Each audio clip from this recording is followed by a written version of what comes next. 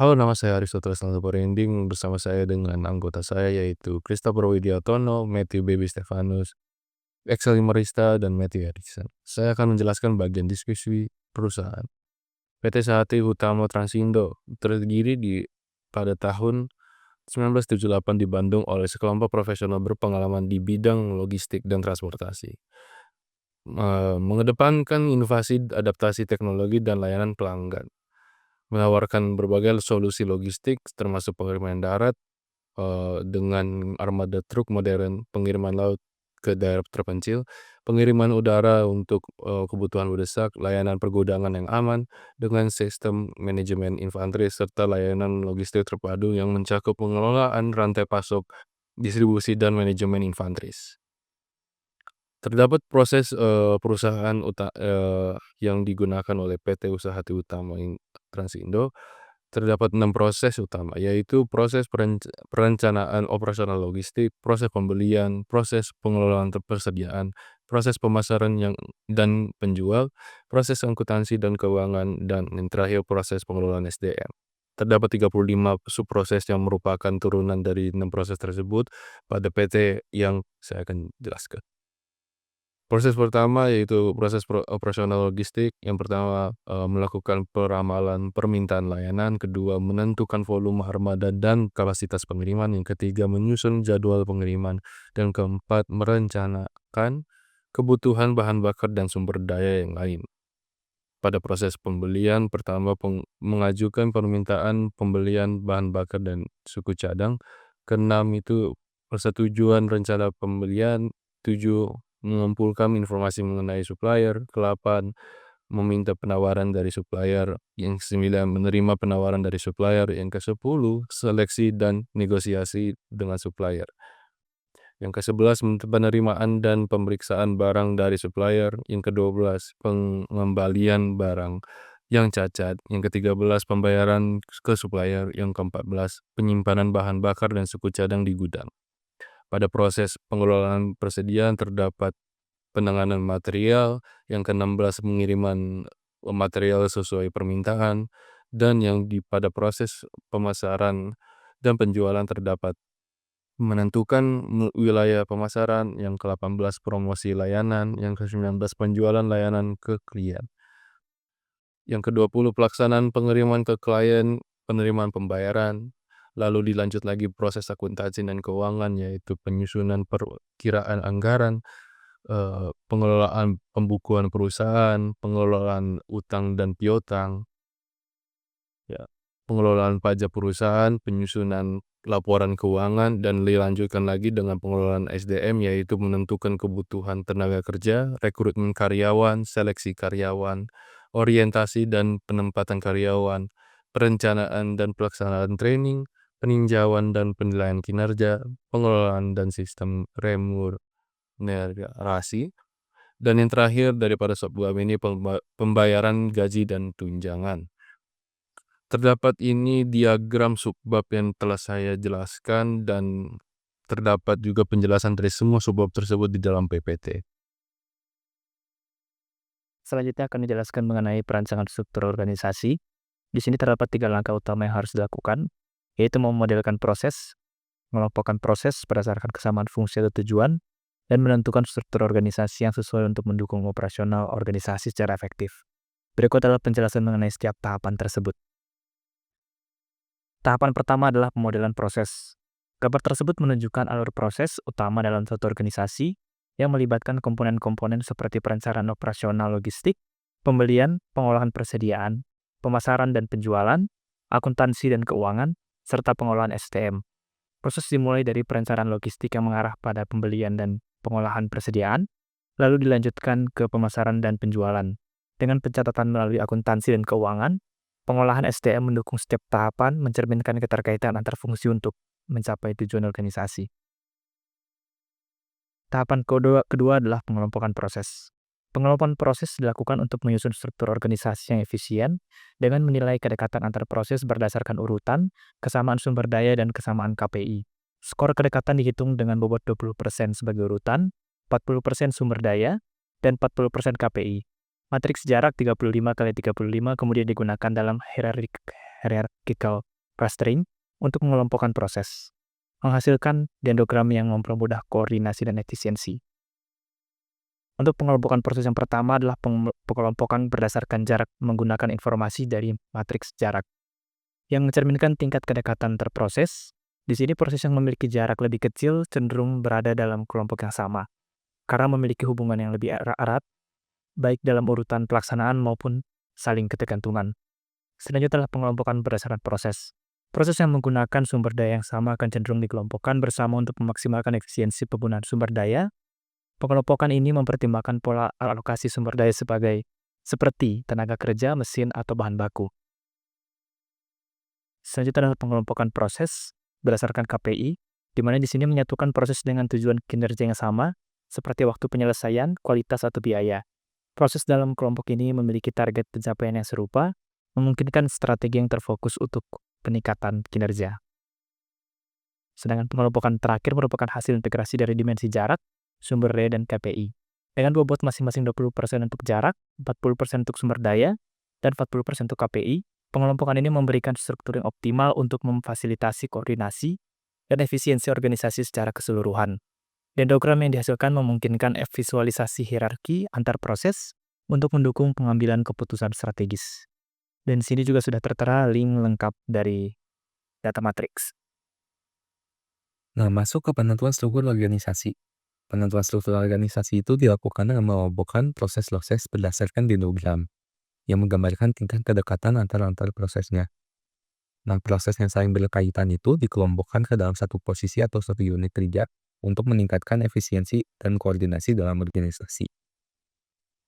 Nah, bisa dilihat dalam penentuan struktur ini dilakukan dengan, tadi kan sudah dapat matriks jarak kan.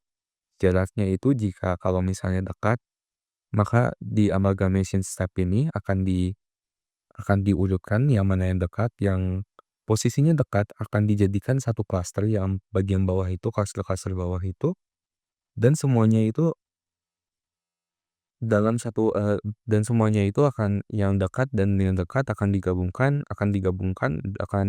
sampai dendrogramnya jadi hanya satu klaster begitu. Iterasi dari klasternya itu ada 35 di sini karena matriksnya 35 kali 35.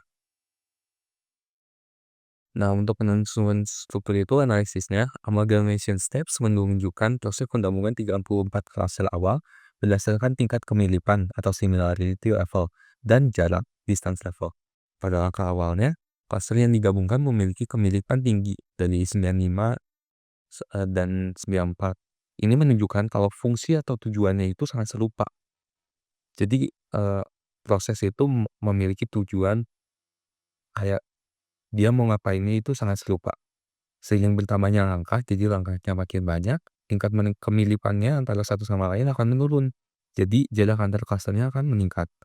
Nah, ini menandakan proses yang digabungkan itu semakin berbeda. Nah, pada langkah ketiga 4 yang langkah paling bawah, semua proses itu tergabung dalam satu klaster besar dan kemiripan 0,00 dengan jarak 11,3596. Nah, hasil ini bakal dipakai untuk apa? Hasil ini dapat digunakan untuk menentukan struktur organisasi dengan memilih jumlah klaster yang optimal. Jadi mau berapa klaster, kayak dalam satu organisasi itu mau dibagi-bagi jadi berapa departemen atau berapa proses itu dibagi jadi beberapa bagian gitu. Misalnya struktur dengan fungsi serupa dapat mempertimbangkan 19-20 klaster. Sementara kalau struktur yang lebih sederhana hanya memilih 9-15 klaster dari 35 klaster tersebut, dari 35 proses tersebut. Nah, pendekatan ini memastikan struktur yang efektif sesuai kesamaannya proses.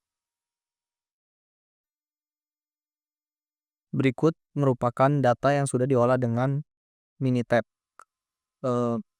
Dari Minitab mendapatkan number of observation. Yang kedua, within cluster sum of square. Yang ketiga, average distance from centroid. Yang keempat, maximum distance from centroid. Dari nilai within cluster sum of square sebesar 739,755 mencerminkan variasi internal dalam cluster, yaitu tingkat penyebaran atau perbedaan antar proses yang tergabung di dalamnya. Nilai ini cukup tinggi, menunjukkan bahwa meskipun seluruh proses telah digabungkan ke dalam satu klaster, terdapat keragaman yang signifikan dalam karakteristik atau fungsi masing-masing proses. Rata-rata jarak terhadap pusat klaster sentroid sebesar 4,49356, mengidentifikasikan bahwa sebagian besar proses memiliki tingkat kedekatan moderat dengan pusat klaster. Proses yang berada pada rata-rata jarak ini cenderung memiliki karakteristik yang cukup mendekati titik pusat klaster. Di sisi lain, jarak maksimum terhadap pusat klaster sebesar 7,58872, menunjukkan bahwa terdapat proses tertentu yang memiliki perbedaan signifikan dibandingkan dengan karakteristik pusat klaster. Proses yang berada pada jarak maksimum ini dianggap sebagai outlier atau proses dalam karakteristik yang paling berbeda dibandingkan dengan yang lain. Ya, pada kesempatan kali ini saya akan menjelaskan mengenai penentuan struktur. Bisa dilihat pada slide ini. Ini adalah struktur hierarki yang dihasilkan oleh kelompok kami berdasarkan analisis clustering pada slide-slide sebelumnya. Nah, struktur hierarki yang dihasilkan berdasarkan dendrogram menunjukkan pembagian tanggung jawab yang jelas.